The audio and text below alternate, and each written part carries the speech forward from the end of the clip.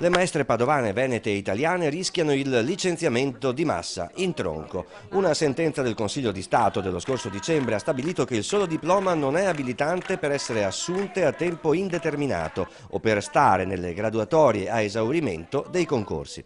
Una decisione che ha sconfessato 7 precedenti sentenze. Circa 400 nel Padovano e circa 900 in Veneto le maestre a rischio. Eppure un precedente decreto governativo aveva dato per buono il titolo di studio di maturità per insegnare nella scuola pubblica primaria.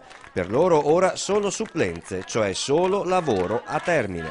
Al governo chiediamo un decreto d'urgenza che permetta la riapertura delle graduatorie ad esaurimento, come è già successo nel 2008 e nel 2012, e che permettano ai insegnanti di entrare in queste graduatorie ed essere stabilizzati una volta per tutte. C'è anche il problema della retroattività della sentenza del Consiglio di Stato. Ci sono quindi insegnanti assunti a tempo indeterminato, solo diplomati, perciò con un titolo di studio ritenuto a suo tempo sufficiente dal Ministero, ma che per effetto di questa sentenza rischiano il posto. Chi comunque ha firmato un contratto a tempo indeterminato ed è stato costretto a farlo, altrimenti sarebbe stato depennato dalle graduatorie ad esaurimento, e in caso in cui la sentenza fosse negativa, come si presuppone che sia, verrà licenziato a breve. Sapreste riconoscere una maestra laureata da una solo diplomata? Noi valutiamo la sostanza, la nostra maestra è bravissima, ok? Le vogliamo molto bene, abbiamo valutato le capacità, il rapporto che ha creato con i nostri figli e non vogliamo rischiare di perderla.